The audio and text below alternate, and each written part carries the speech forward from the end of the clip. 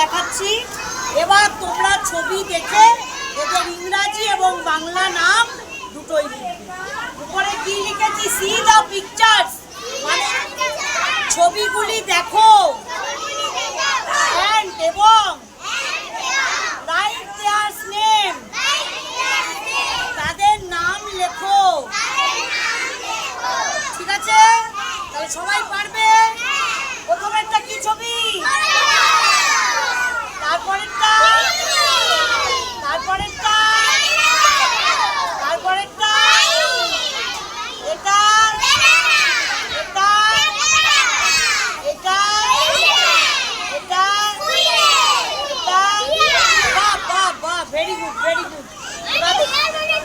হ্যাঁ, হরিণ মানে টিয়া।